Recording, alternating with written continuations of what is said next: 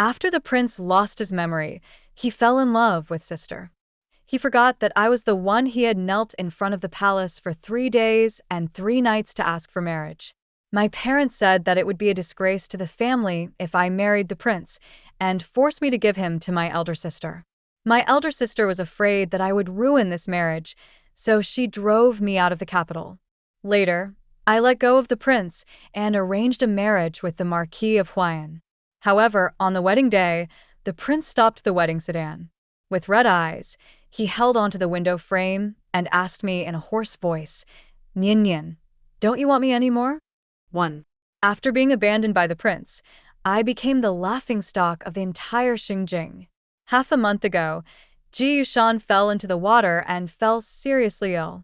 I was taking care of him by his bedside, but when he woke up, he pushed me away with a look of fear on his face.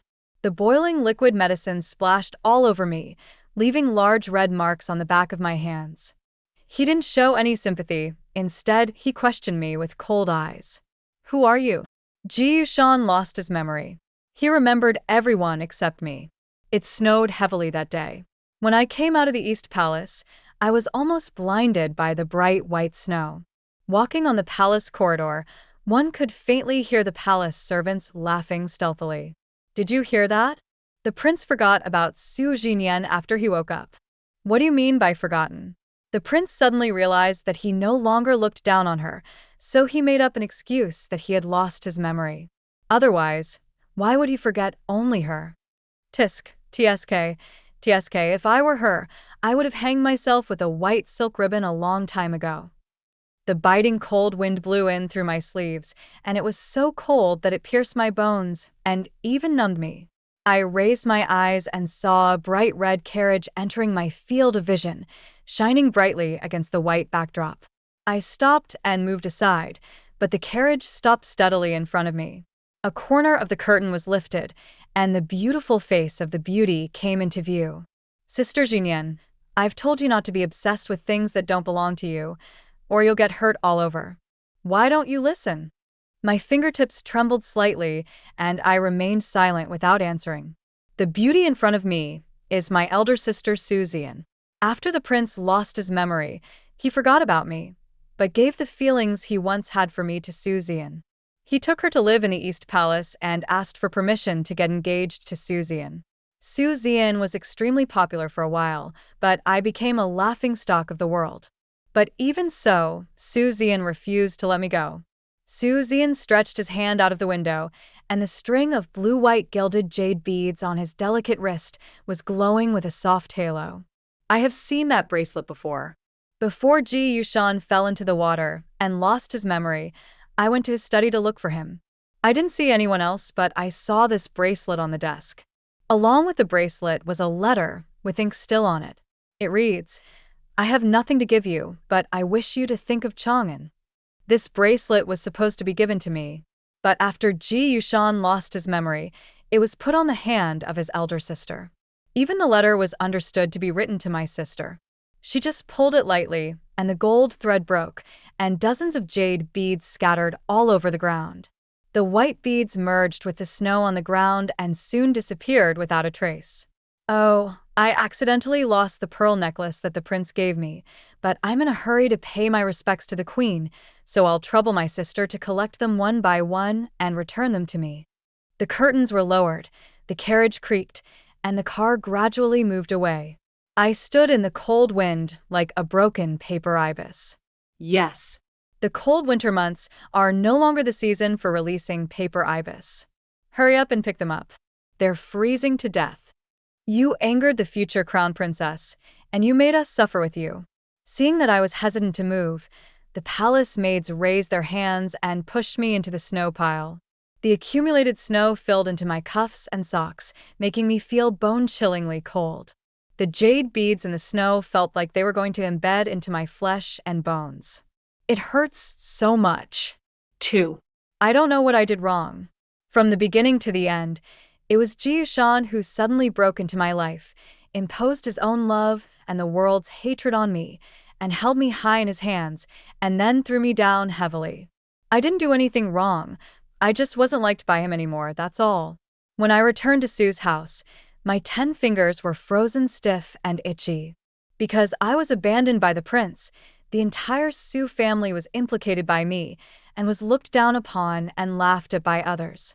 My father was ashamed of me, so he locked all the doors in the Sioux mansion and kept all the lights on at night. But today the house is brightly lit. I walked towards the hall, and before I got close, I heard my father and stepmother laughing. Su Zian held his stepmother's arm and leaned affectionately on her shoulder. Dad put a piece of fish into Su Zian's bowl and looked at her lovingly. Zian, eat more. You look so thin.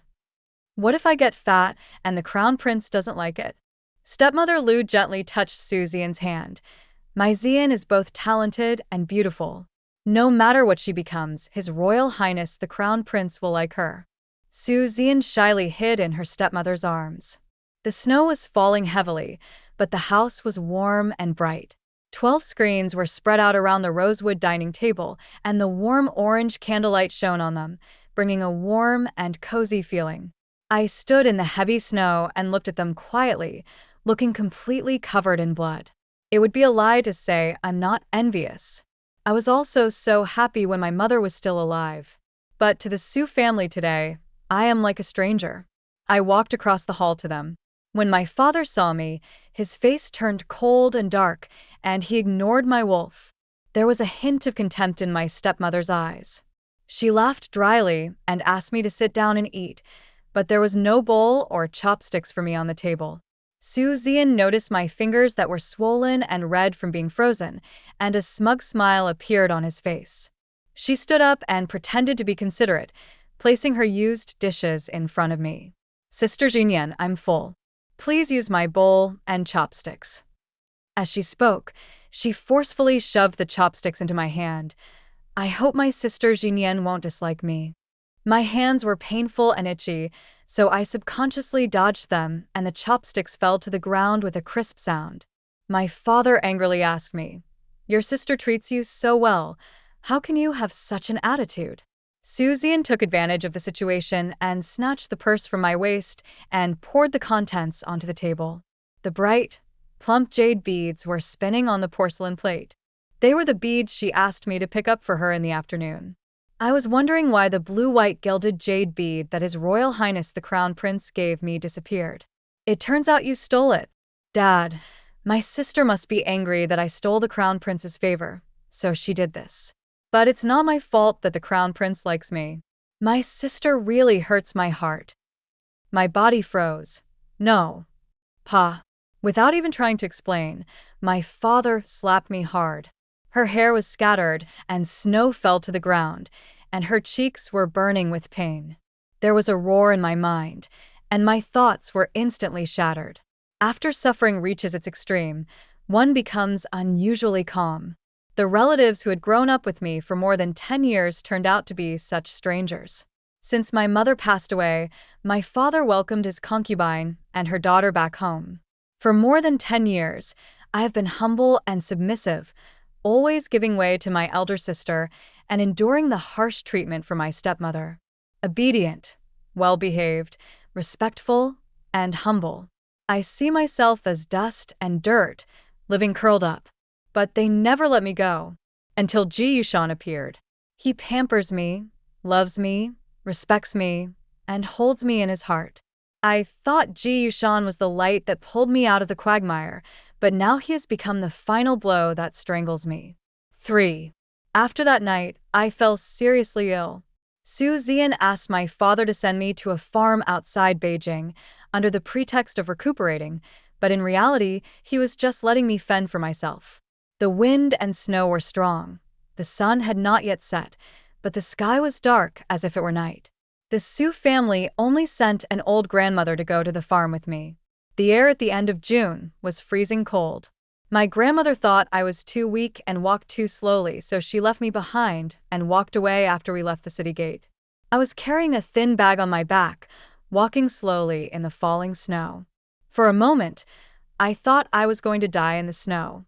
Suddenly, I heard a horse cry. A war horse with black mane and golden armor came through the snow mist. The man on the horse had black clothes and black hair, and his brows were high.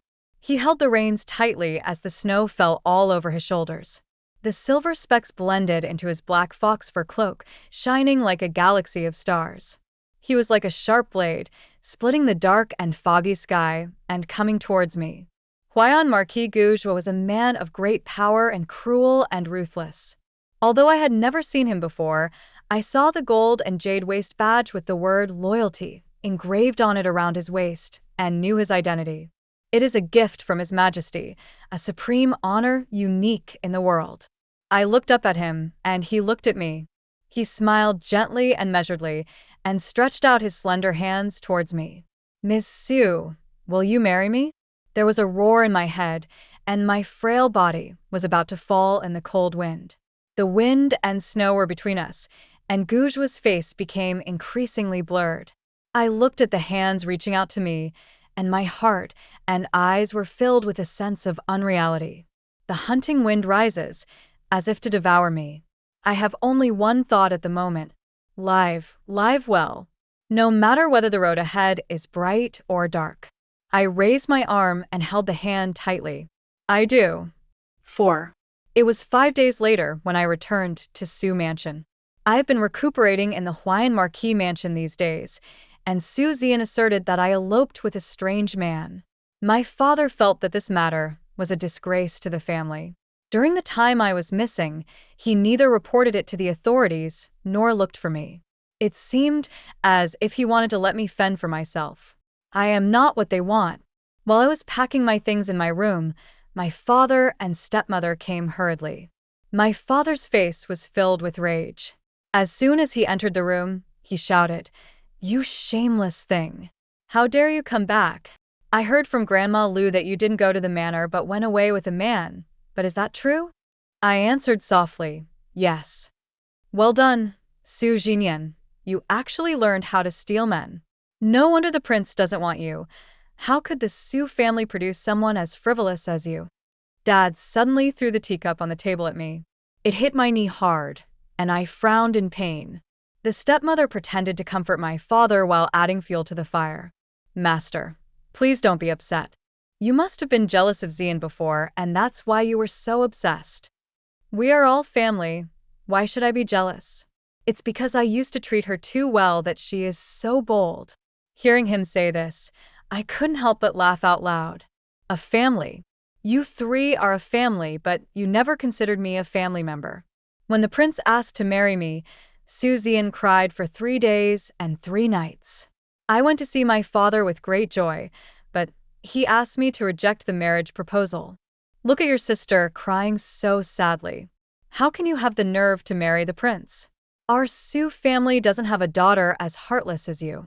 Now that the prince has lost his memory and fallen in love with my elder sister, they regard my sadness as jealousy and the coincidence as a happy ending. What a loving family. I came back just to tell you that I'm getting married. What? You want to get married? Who are you going to marry? Marquis Huayan Gouge. When the servants in the room heard the name, they all looked up in surprise. Father and stepmother were stunned for a moment before they came to their senses. "Su Jinyan, you must have gone insane. You don't think all the men in the world like you." The stepmother laughed sarcastically. "Yes, Jinyan, it's okay for you to be sad about being abandoned by the crown prince, but you can't lie just to prove your charm, right? Who is the Marquis of Huayan? He is a powerful official who can cover the sky with one hand, and he is also a devil who kills countless people on the battlefield. How could he be interested in you? I'm afraid the sun is rising from the west. In fact, I also wondered why Gouge chose me. When I questioned him that day, I didn't dare to look him in the eye. No emotion could be seen in Gouge's dark eyes, and his answer was easy but serious. I need a wife, and you are just the right one. I clenched my fingers. But my promise to you is not just for show. It is also for use.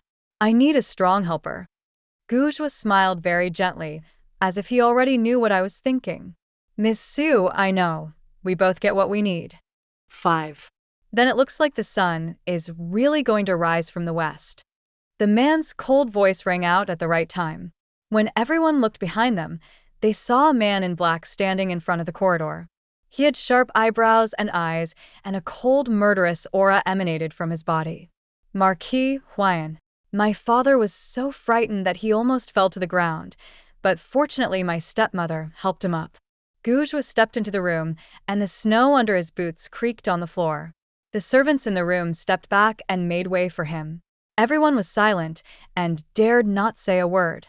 The room was unusually quiet. Gouge came to my side. He had just rushed out of the palace, feeling the chill of the wind and snow.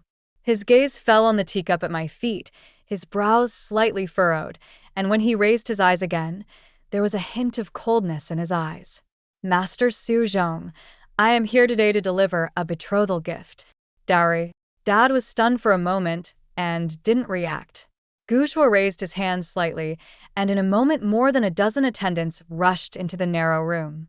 Boxes of gifts were neatly laid out in the room.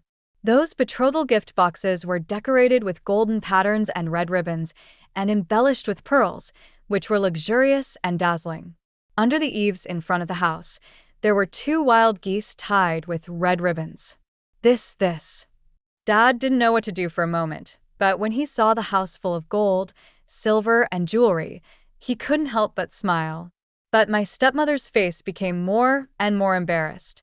Her gaze fell on Gouge and me. She saw with her own eyes the 2 people with very different statuses standing together.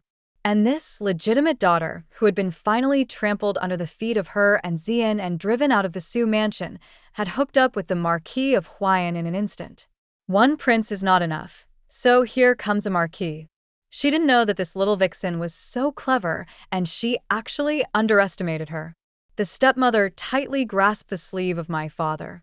Although she was afraid of Gouge, the anger in her heart finally burst out, so she bravely asked, Marquis Huayan, is there any misunderstanding here? How can my daughter be worthy of you, the Marquis? Although hatred filled his heart, he was still respectful when he spoke, with a smile on his face, for fear of angering Gouge. Only then did Gouge notice that there was someone standing next to Su Zhong. He raised his eyelids and looked at her with a nonchalant tone. I'm definitely not worthy of you.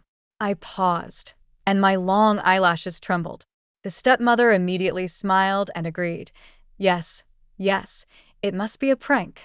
But the next second, Gouge took my hand, and the warmth of his palm drove away the coolness of my fingertips. Your daughter Su Xian is indeed not worthy of her, but Su Jinian is. My heart trembled, and I glanced sideways at Gouge. Snow fell on his long eyelashes and then melted into water droplets. The colorful light and shadow fell on his cheek and reflected in my heart. As if he noticed that I was looking at him, Gouge's Adam's apple moved slightly. He didn't look at me, but just held my hand tighter, but then loosened his grip a little for fear that I would feel pain. I looked away, my heart beating slightly. The smile on the stepmother's face froze, and she was shaking with anger. She was still trying to find an excuse to refuse, but she saw Gouge was slowly taking something out of his arms. Bright colors. It's an imperial edict. Today I went back to Su Mansion. When it was just dawn, I left the mansion and went into the palace.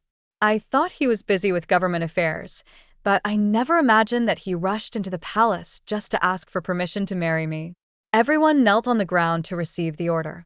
Dad was in high spirits, and although he tried hard to be reserved, he couldn't hide his joy.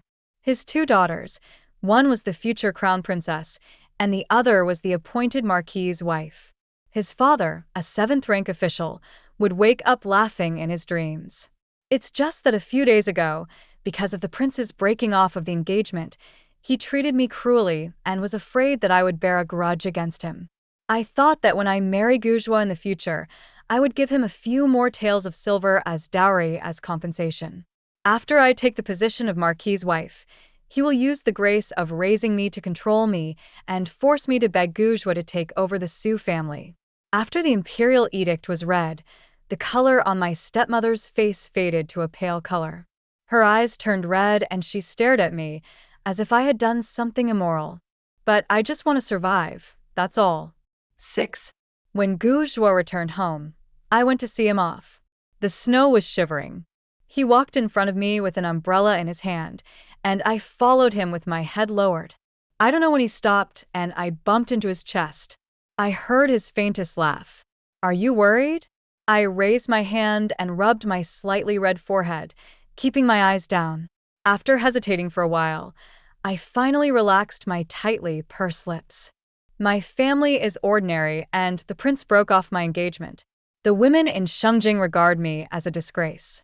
In fact, what Lu said is right. The Marquis is the best man in the world. I am indeed not worthy of him."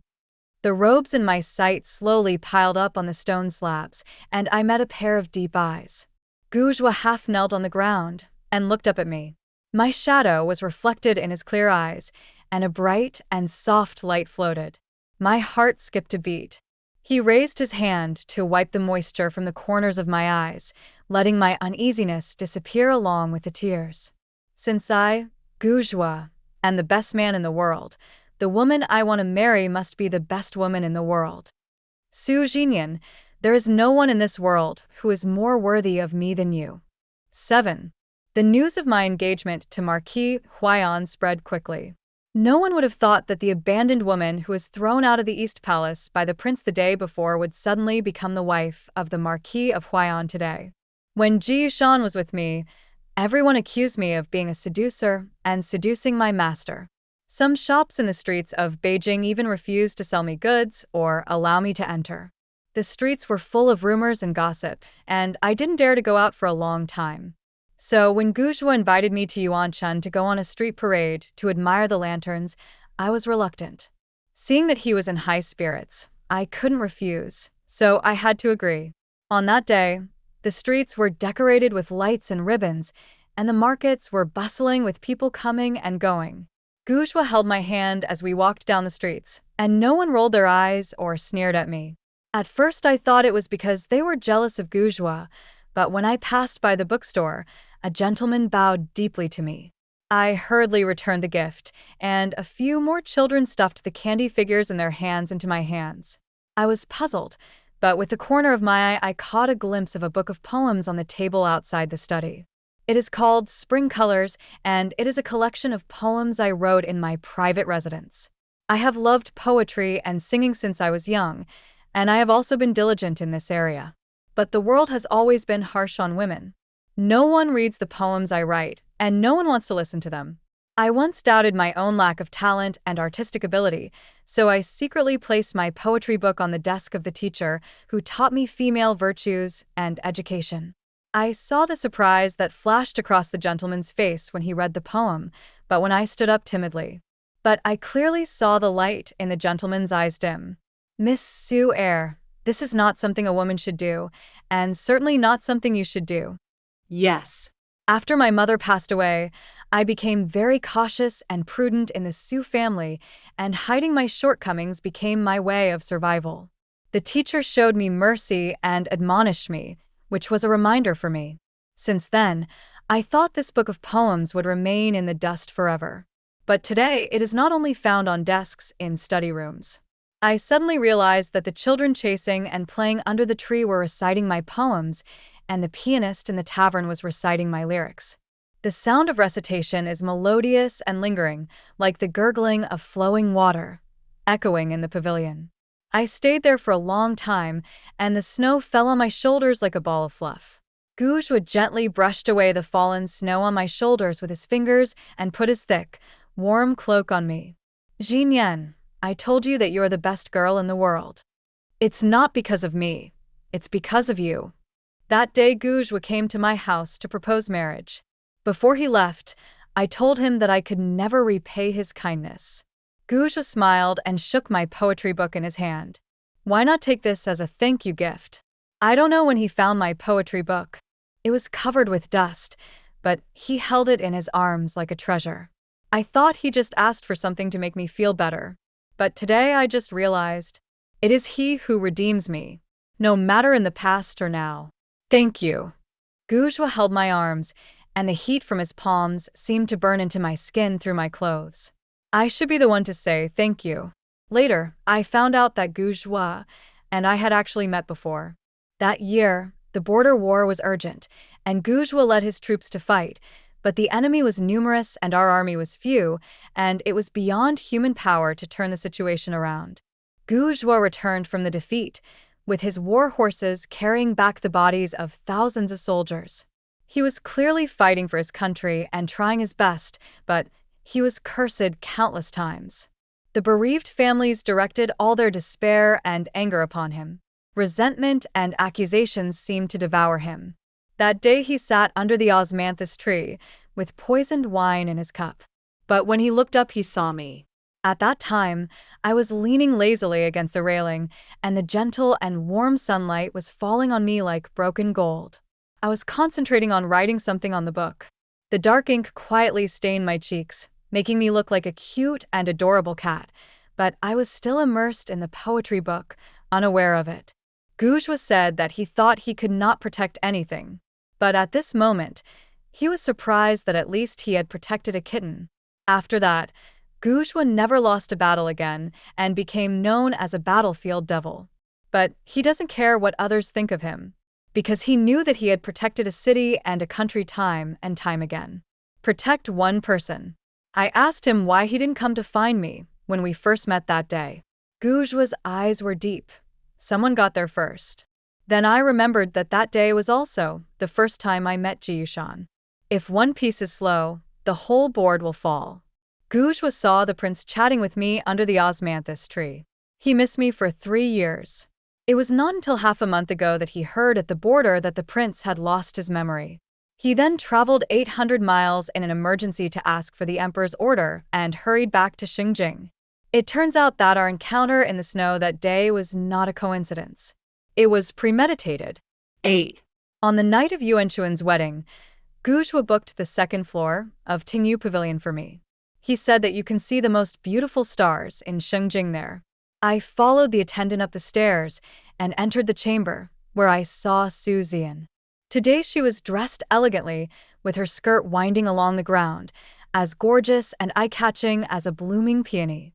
A golden hairpin with a double phoenix pattern was inserted diagonally into her hairpin. The graceful steps sway the hairpin, and the dazzling beauty reflects the beauty. Jiushan had personally inserted that hairpin into my hair. Today, things are different, and people are different. When I saw Su Zian, I paused and thought to myself that something was wrong. As expected, the person behind her was Jiushan. My whole body froze. Looking at his face, I thought I would be heartbroken. But my heart is calmer than I thought. When Jiushan saw me, his expression was slightly startled. He paused for a moment and then spoke. I remember you. When he finished speaking, not only did I get startled, but Su Zian was also startled. He said he remembered me. Did he remember something? I saw Su Zian nervously clenching his handkerchief and staring at him without blinking. I remember you. You are Zian's sister. I can't express the bitterness in my heart. I just feel a little sad. That day I was tending to him by his bedside. When he woke up, he pushed me away and asked the maid who I was. The maid was bribed by Su Zian and answered him. She is Miss Su Zian's sister. He forgot me, but remembered Su Zian, who went to the palace with me to take care of the sick. To him, I am not Su Jinyan. I am just Su Zian's sister, a strange woman whose name he doesn't even know. I closed my eyes and bowed slightly. Thank you, Your Highness, for remembering. I didn't know you were here, and I ruined your pleasure. Su Zian breathed a sigh of relief, quickly helped me up, and patted my hand affectionately. Sister, please get up. You don't have to bow. Su Zian pretended to be magnanimous and gentle in front of Jiushan, but when he couldn't see her, she held my hand tightly and whispered, Stop pretending. Didn't your good husband invite us here? How could you not know about this? Since you already have the Marquis of Huayan, don't even think about taking advantage of the crown prince. Take care? Why would he entertain them? I pulled my hand back and looked behind me suspiciously, and Goujois happened to walk in with 2 jugs of wine in his hands, his voice lazy. Don't stand, sit down, it's my treat today. Although I didn't know what Goujois was going to do, I believed him. The 4 of us sat down to dine under the lattice window. It was the first spring season. Fireworks filled the sky, and the food was fragrant. But this meal tasted so tasteless. Ji Yushan forgot about me and didn't care about me at all, like a stranger. He was too lazy to look at me anymore. But Su Zian was worried that Ji Yushan would see me thinking of something I shouldn't think of. She intentionally or unintentionally chatted with Ji Yushan to distract his attention. But an accident still happened. For thousands of years, the pepper blossoms sing. Looking at the New Year's firecrackers outside the window, Goujua's eyes were filled with darkness. He drank the wine in the glass and then recited this poem. I suddenly retracted my hand and subconsciously looked at Ji Yushan's expression. I once wrote these words to Ji Yushan. I said he was the spring and the winter of my life, and even after thousands of years, I will still remember him. At that time, Ji Yushan held me in his arms and recited this poem over and over again. He said he would never forget it either. I observed Ji Yushan's reaction, but I didn't expect Su Zian to be looking at him nervously as well. But this poem should be known to only Ji Yushan and I. Your Highness, what do you think of this poem? Gujua glanced sideways at Ji Yushan, with a hint of coldness in his deep eyes. Ji Yushan stopped what he was doing, raised his eyes and looked at Gujua, with a hint of dissatisfaction on his face. This poem was written to me by Zian. How do you know this? I was stunned. Su Zian? How could it be her? Could it be that she had deceived the prince, which was why he looked at her differently? Su Zian seemed to have his secrets exposed. He quickly looked away, not daring to meet my gaze, and spoke as if he wanted to escape. Your Highness, Ayan is drunk and has a headache. Why don't you take Ayan back home? Okay. Ji Yushan helped Su Zian to stand up. They had just taken a step forward when they heard Gujua say, Your Highness, the crown prince fell into the lotus pond. I'm afraid he may have been blinded. Do you think this poem is something that the beautiful lady in your arms could have written? Ji Yushan stopped walking. He has been getting along with Su Zian these few days. Although Su Zian has a good appearance, he is gentle, well-behaved, and knows how to please others. But after spending a long time together, I always feel like he is an empty shell without a soul. The poem he was thinking of certainly didn't sound like one she had written. But with the beauty in his arms, Ji Yushan didn't think any more and believed her words. When Gujua mentioned it again today, he couldn't help but doubt it. 9. Su Zian's face turned pale, and he was very embarrassed.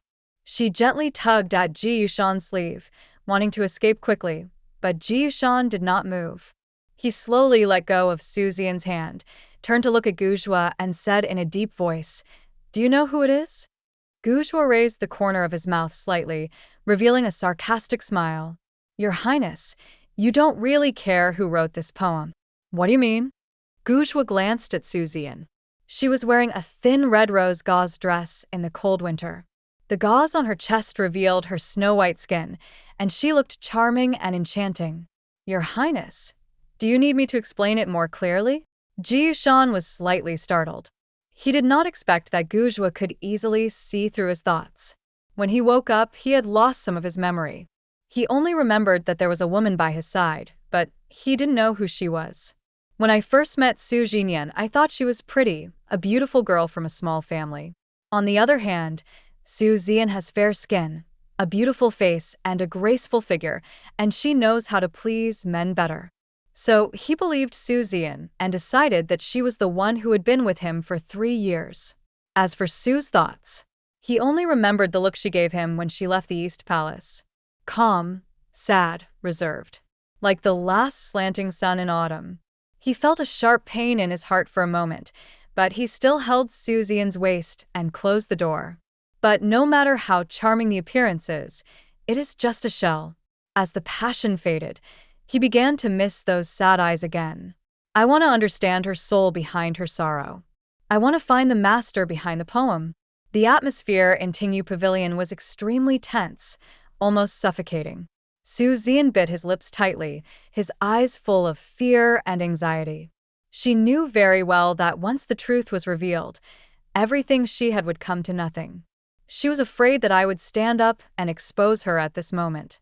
But I also figured something out at this moment. I stood up and said slowly, My lord, let's stop here for today. Guzhua was surprisingly obedient. He slowly stood up and put on the cloak for me. Okay, let's go home. Su Zian finally breathed a sigh of relief and forced a smile. Your Highness, let's go too. But Ji Yushan just stayed where he was, not moving at all. Your Highness. Ji Yushan stared at the handkerchief embroidered with green plums that I had left on the table. After a long time, he suddenly said something without any context. She likes green gauge. What? Su Zian was surprised. Ji Yushan repeated. Su Jinyan, she likes Qing Mei. All the blood in Su Zian's body froze in an instant, and his head started buzzing. Your Highness, what did you say? Ji Yushan came back to his senses and shook his head slightly. Nothing. It seems like I suddenly remembered something, but it's still vague. Su Zian's face turned pale, and he suddenly threw himself into Ji Yushan's arms, speaking coquettishly. Your Highness, don't you want Ajuan anymore? The sticky rose scent made him feel a little dizzy, but he could clearly feel two soft things pressing against his chest. Ji Yushan didn't think any more and raised his arm to pat Su Zian's back. Okay, Azian, it's my fault. I am not a treacherous person. I will always be with you. 10. When we left Tingyu Pavilion, there was a thick layer of snow outside. Seeing that I was hesitant to take a step, Guzhua picked me up by the waist without saying anything. I was so surprised that I hooked my arms around his neck. My long skirt fluttered softly in the air, like a flying white butterfly. It's hard to walk in the snow. I'll carry you back. My cheeks flushed red, and I lowered my eyes, not daring to look at him. However, Guzhua seemed to be in a good mood and continued walking forward with a smile on his face. My lord, you seem to be in a good mood? Nature. Why? You don't have him in your heart. I was stunned. Since Guzhua recited the poem I wrote for Ji Yushan, I knew what he was thinking. He set up the trap today just to make me see my own heart clearly. I once thought that I liked Ji Yushan. He spoiled me and loved me, and pulled me out of the quagmire of the Su family. So it was natural for me to love him. But today, I really saw him again. If I had him in my heart, I would have explained everything clearly and snatched Ji Yushan back from Su Zian. But when I saw them together, I felt unusually calm. I don't love Ji Yushan. From beginning to end, I respected him, honored him, and was grateful to him. But this is not love. Today's visit gave me the opportunity to see my true feelings. And at this moment, my answer is obvious. Thank you, Lord Ho. Guzhua moved his lips, but didn't say anything. His face was so gentle just now, but suddenly it became as gloomy as a piece of ice. I didn't know what had irritated him, so I said hurriedly, My lord, am I too heavy? Not heavy, very light. Why don't you speak, Lord? 11. People say that Huayan Marquis Guzhua has a fickle temperament and is difficult to predict. I didn't believe it before, but now I do. From Tingyu Pavilion to Su Mansion, Guzhua carried me for 13 streets without saying a word to me. In front of the Su Mansion, he slowly put me down and let me stand on the snow he had flattened. His face was gloomy, even colder than the weather today. The servants in the Su Mansion looked at each other, but no one dared to step forward. I bowed slightly to say goodbye to Guzhua, then turned and walked towards the gate, but Guzhua grabbed my wrist. Su's thoughts. It sounded like he was really angry. I don't want to thank you. I turned around and looked at him. Lord Ho, I understand. I won't say thank you to you anymore. Guzhua was startled and laughed out of anger. Whenever he smiled, I smiled with him. My lips were stained red, my teeth were like pearls, and my cheeks were lightly powdered. Seeing me smiling, Guzhua couldn't smile anymore. He gently pulled me closer to him with his thin white hand. He couldn't say he was annoyed, but just felt helpless. You did it on purpose. I looked up at him with sincere eyes. What do you want to hear? I have already told you a long time ago. I enjoy my life, and I am alone at this moment. But this sentence on the title page of Spring Scenery was written to Guzhua. The implication is that it is my luck to be born in the same era as him. During the Nonguan Rebellion, the barbarians invaded, and the people suffered from the war, including the Su family. It was Guzhua who led more than 100 cavalrymen and marched southward for 3 days and 3 nights without stopping to repel the Monlu. Although the Nongguan city was destroyed in the fire, the Su family survived thanks to Guzhua. It was not until later that my father was ordered to go to Beijing to serve as an official. Come to think of it, Guzhua has long been my savior. Although I was young at that time, I firmly remembered the name of this young general in my heart. We have never met, but fate has already sent us the red string. There is a smile hidden in his eyes.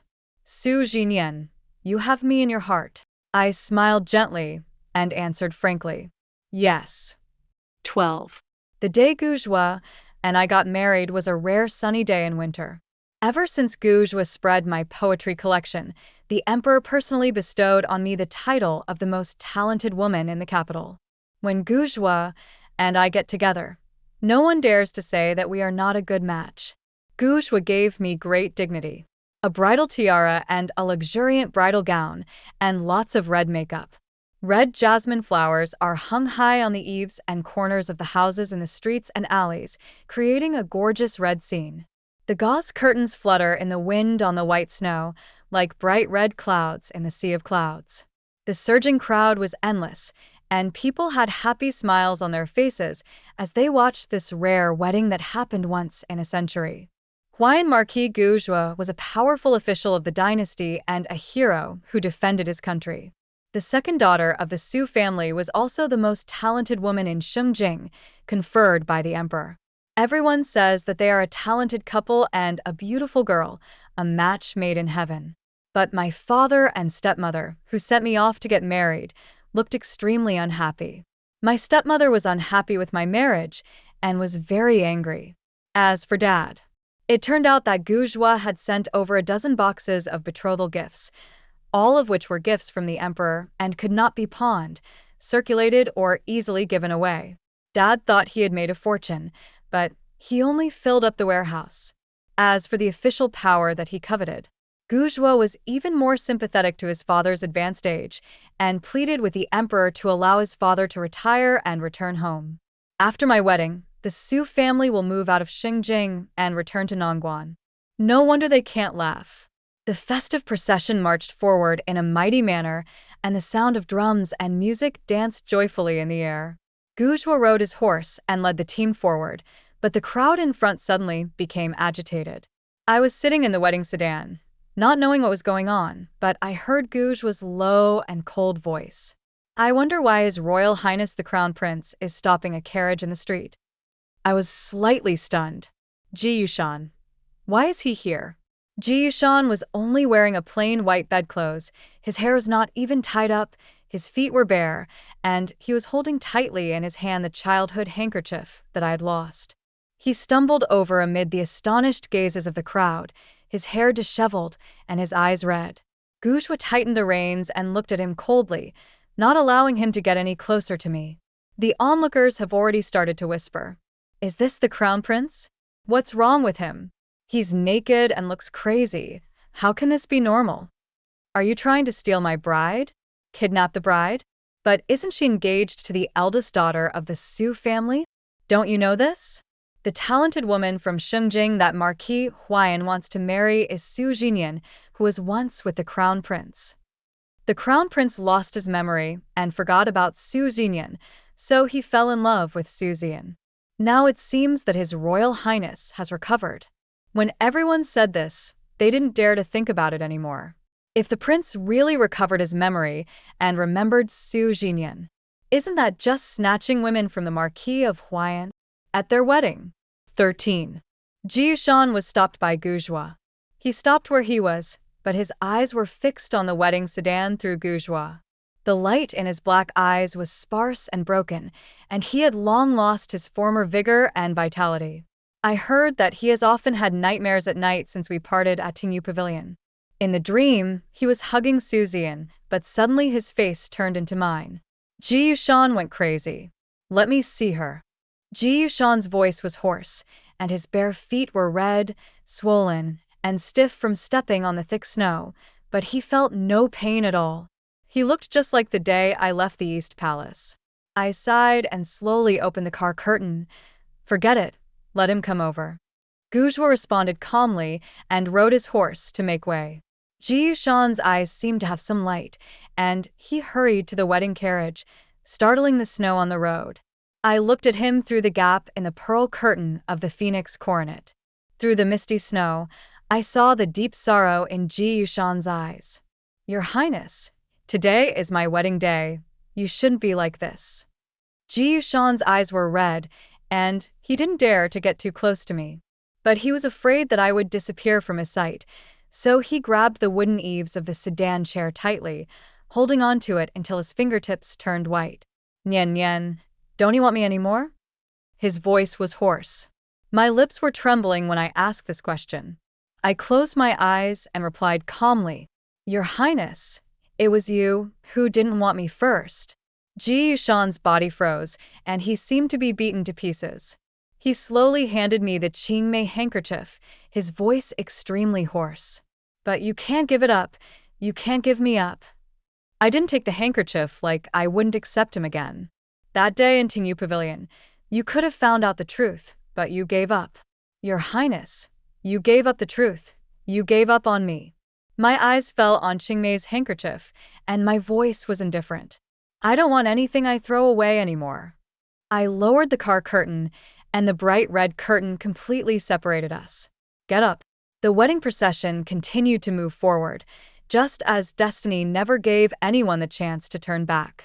Ji Yushan froze in place, watching me moving further and further away from him. He raised his hand to grab something, but his fingers were empty. There was nothing but wind and snow. 14. Dragon and Phoenix red candles, a spring night worth 1,000 gold. Until 3 o'clock in the morning, Gujwa still refused to let me go. I tried to run away, but he grabbed my ankle and carried me back to the bed. He blocked my lips, jealousy spreading from his lips and teeth. When you see him, I get mad with jealousy. Since then, I never dared to provoke him again. After marriage, Gujwa and I asked for permission to set up a school specifically for girls. Women in Beijing were no longer confined to the inner chambers and were no longer merely accessories to their husbands and mothers. The world is harsh to women, so I will build a sky for women, even if I can only protect one person. Or a cat.